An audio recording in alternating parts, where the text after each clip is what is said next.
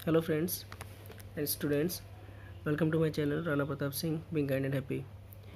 जैसे कि मैंने आपसे कहा था कि मैं दोनों पार्ट 1 पार्ट 2 अपलोड कर दूंगा बहुत ही जल्द। मैंने अपलोड कर दिया है, आप देख सकते हैं। वीडियो का एंड तक बने रहिए क्योंकि आपको दोनों ही पार्ट का total question answer only questions मिल जाएंगे आपको। देख सकते हैं इसमें मैंने साउंड का सबसे पहले क्वेश्चंस को साउंड से रिलेटेड कुछ क्वेश्चंस दिया है। बहुत ज़्यादा नहीं, हर एक चैप्टर से मैंने एटलीस्ट 20-25 क्वेश्चंस इंक्लूडिंग न्यूमेरिकल्स दिया है। और ये रहा साउंड का न्यूमेरिकल्स। इस तरह का न्यूमेरिकल्स, मैं ये नहीं कहता कि ये न्यूमेरिकल्स ही आएगा, पर इस तरह का आएगा। अगर आप इसमें यूज़ होने वाला फार्मूलाज और जो तरीका है, मेथड्स है, उसको अगर आप फॉलो करते हैं तो आई थिंक आपका न्यूमेरिकल बन जाएगा। एग्ज़ाम में आपसे न्यूमेरिकल नहीं छूटेगा। और साउंड अकेले 10 मार्क्स कैरी करता है, तो साउंड चैप्टर काफ़ी इंपॉर्टेंट है आपके लिए। और साउंड का न्यूमेरिकल्स आप बुक से भी इजी न्यूमेरिकल्स देख लें। इलेक्ट्रिसिटी एंड मैग्नेटिज्म, ये चैप्टर काफ़ी बड़ा है क्योंकि इलेक्ट्रिसिटी और मैग्नेटिज्म दोनों चीज़ को कैरी करता है, जिसमें Fleming left hand rule, right hand rule के साथ साथ आपका AC motor, DC motor, AC generator, DC motor, transformers, ये सारी चीज़ के बारे में बताया गया है। तो इससे भी मैंने बहुत ज़्यादा तो क्वेश्चन नहीं सेट किया क्योंकि बुक्स में तो काफ़ी ज़्यादा वॉल्यूम में क्वेश्चन है। उसमें से जो इंपॉर्टेंट मुझे लगा वो क्वेश्चन मैं आपको इस क्वेश्चन पेपर में सेट किया है। तो अगर आपको लगता है कि इसके अलावा भी आप कुछ एक्स्ट्रा करना चाहें तो ऑब्वियसली गो थ्रू दैट, क्योंकि आपको करना चाहिए। आप इससे जितने भी क्वेश्चंस हैं उसको एक बार ज़रूर देखें, क्योंकि मैक्सिमम जितने भी मैंने क्वेश्चन सेट किया उसमें से बहुत सारे क्वेश्चंस आप लोगों को जरूर आएगा, क्योंकि साल भर आपने मेहनत की है और आप लोग का मेहनत रंग लाएगा ज़रूर। ये क्वेश्चंस को प्रैक्टिस कर लें।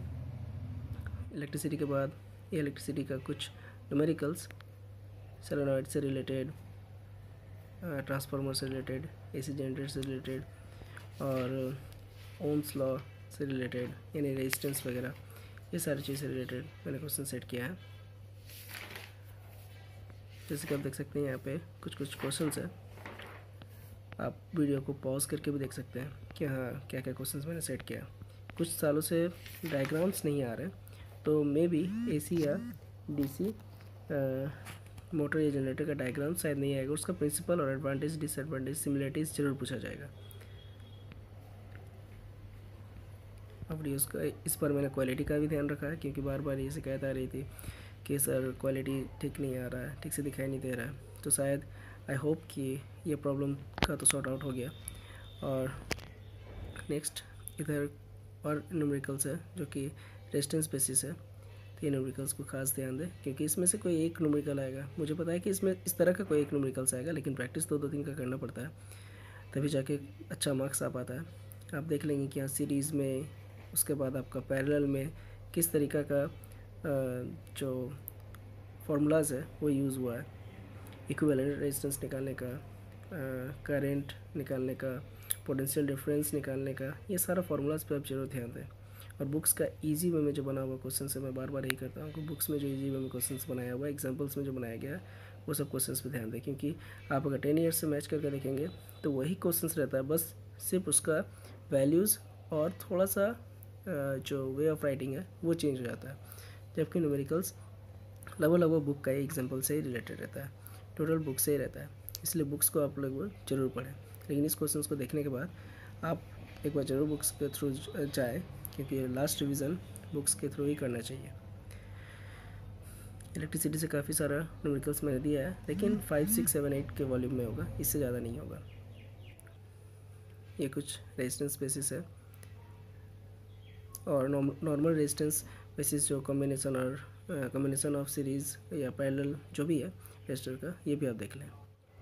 हीट कैलोरीमेट्री अकेले 10 मार्क्स कैरी करता है, काफ़ी इंपॉर्टेंट चैप्टर में से एक है। इसका आपका कैलोरीमेट्री से रिलेटेड क्वेश्चंस और ख़ासकर न्यूमेरिकल इसमें से आता है। वो न्यूमेरिकल एक इजी न्यूमेरिकल सेक्शन ए में दिया रहता है, यानी कि सेक्शन पार्ट 1 जो है उसमें दिया हुआ रहता है। एक न्यूमेरिकल्स आपका पार्ट 2 में दिया हुआ रहता है हीट से रिलेटेड।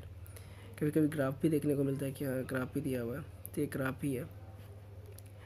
आप इसका जो भी स्पेसिफिक हीट कैपेसिटी हो, ये सब जो वैल्यूज़ है, वैल्यूज़ भी लर्न करके रखना अच्छा बात है। अदरवाइज़ न्यूमेरिकल्स में वैल्यूज़ कभी कभी मेंशन किया हुआ रहता है, तो आप heat loss equal to heat gain, जो भी है इस तरह का जो न्यूमेरिकल होगा, इजी वे का न्यूमेरिकल जो आसानी से बन जाता है, इसमें कैलकुलेशन बहुत ज़्यादा ना हो, उस तरह का न्यूमेरिकल्स आप बुक्स का सेलेक्ट करें, एग्जाम्पल से बनाएं और बुक्स का कुछ न्यूमेरिकल सॉल्व करें। बहुत ज़्यादा न्यूमेरिकल सॉल्व करने की ज़रूरत नहीं है और बहुत हार्ड न्यूमेरिकल सॉल्व करने की भी ज़रूरत नहीं है, क्योंकि ईजी वे का ही न्यूमेरिकल आता है, अक्सर देखा गया इधर। यह है न्यूमेरिकल्स हीट का।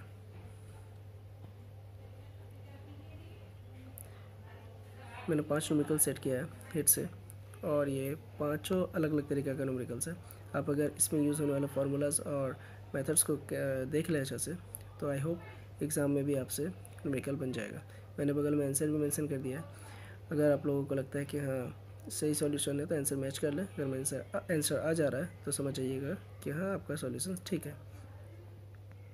आपको ये न्यूमेरिकल्स बुक्स में मिल जाएंगे और मे बी, क्योंकि हम लोगों के पास टीचर्स के लिए एक अलग बुक आता है, उसमें से कुछ मैंने न्यूमेरिकल्स दिया, क्योंकि उसमें बहुत सारे वैराइटीज़ का न्यूमेरिकल्स था और जो वैराइटीज़ का न्यूमेरिकल्स एग्ज़ाम में आता है, मैंने उसी तरह का न्यूमेरिकल्स को सेट किया है इसमें, क्योंकि ये ना ज़्यादा लेंदी है ना ज़्यादा टाइम टेकिंग है, सिंपल वे में बनता है। बस खाली न्यूमेरिकल्स को आप सॉल्व कर लीजिए, किसी तरह का न्यूमेरिकल्स आएगा, इसी में जो यूज़ होने वाला फार्मूला है उसी बेस्ड पे न्यूमेरिकल्स आएगा।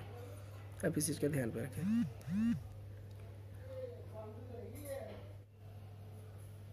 मॉडर्न फिज़िक्स यानी रेडियो एक्टिविटी, ये चैप्टर आप स्किप नहीं कर सकते हैं, क्योंकि ये 10 मार्क्स कैरी करता है। बहुत ही नॉर्मल चैप्टर है। इस बुक में अगर आप जाएंगे टेक्स्ट बुक्स पे, तो उसमें एक चार्ट बना हुआ है जिसमें अल्फ़ा बीटा गामा के बारे में जो डिफरेंसेस है, उसका जो कैरेक्टरिस्टिक्स है, वो चार्ट अगर आपको लर्न कर लेते हैं आप, तो आप समझ लीजिए कि इसका जो मैक्सिमम क्वेश्चंस है वो आप सॉल्व कर लेंगे, क्योंकि इसमें बहुत ज़्यादा कॉम्प्लिकेटेड क्वेश्चन नहीं आता, स्ट्रेट फॉरवर्ड क्वेश्चन आता है। उसका वैल्यूज़ पूछा जाता है, उसका जो चार्ज है, उसका nature of alpha beta gamma, ठीक है, बायोलॉजिकल इफेक्ट, ये सारे चीज़ के बारे में क्वेश्चन पूछा जाता है इस चीज़ से।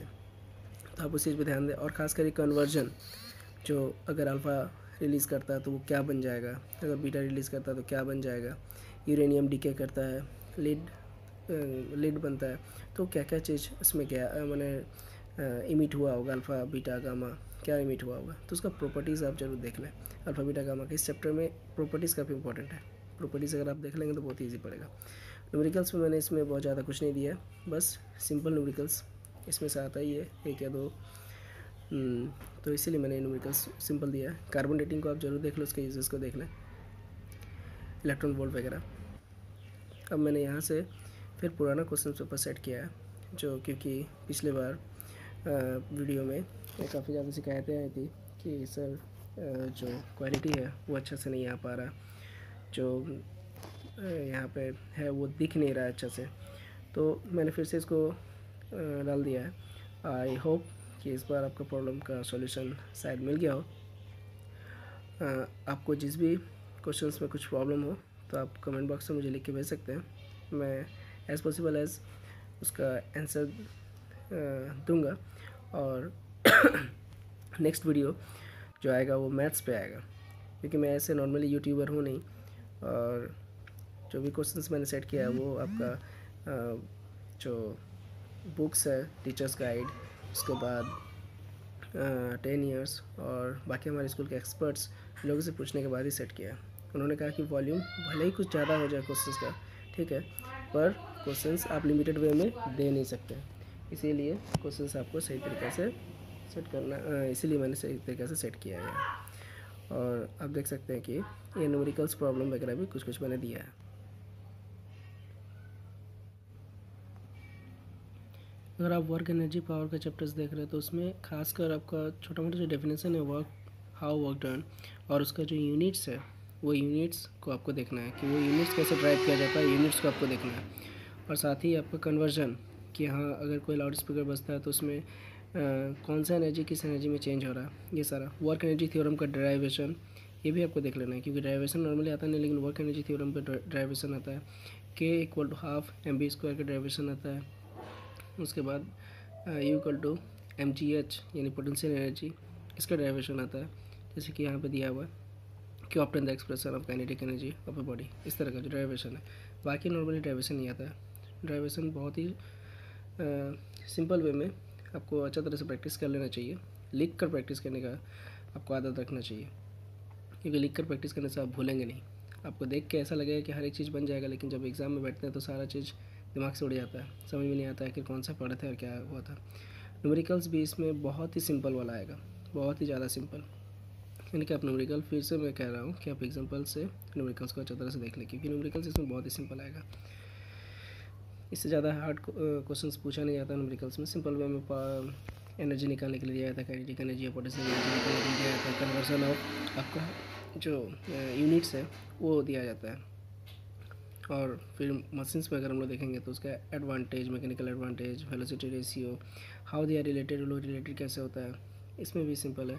उसका लेवर पे क्वेश्चन रहता है कि हाँ first class, second class, third class, किस क्लास का लेवर है, उसका एग्जांपल, ये एफिशिएंसी ऑफ द मशीन, कुछ पुलिस पे क्वेश्चंस है जो कि उसके कॉम्बिनेशंस है, क्या सिंगल फिक्स्ड पुलिस, उसके बाद मूवेबल पुलिस, ये सारा पुलिस वगैरह पे डिपेंड करता है कि हाँ क्वेश्चंस कैसे आपको सॉल्व करना है। ये आप अच्छी तरह से बुक्स में एक बार देख लीजिए।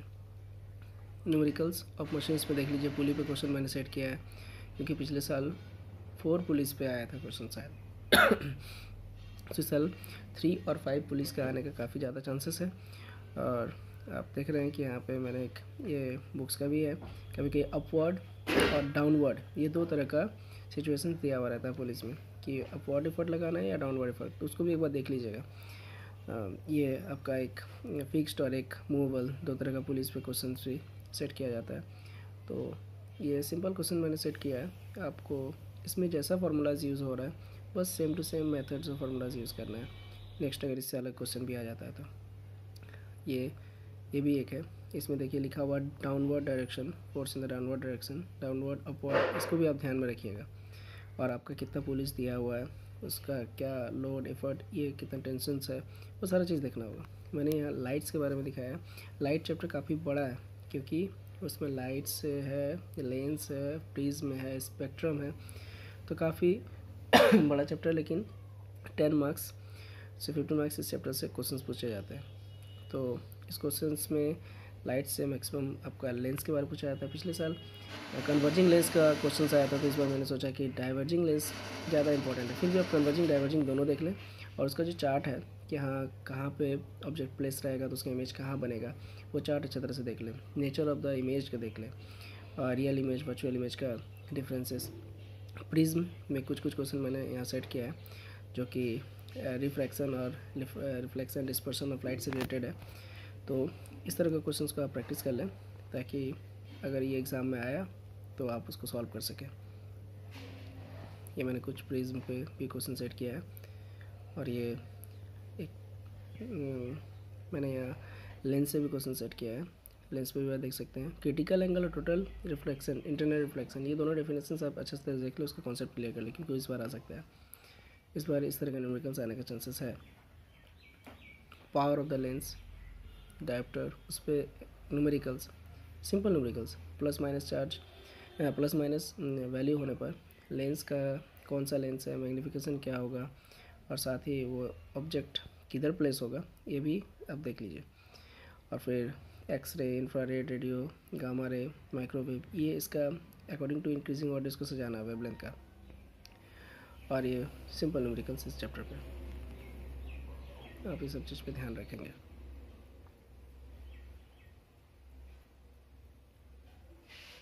और नेक्स्ट हम लोग मैथ्स के लिए भी नया वीडियो बनाने जा रहे हैं। आई होप स्टूडेंट्स आपको इस क्वेश्चन से काफ़ी ज़्यादा हेल्प मिले। मैं भगवान से ही प्रार्थना करूँगा कि आप लोग का एग्ज़ाम अच्छा जाए, और ऑल द बेस्ट।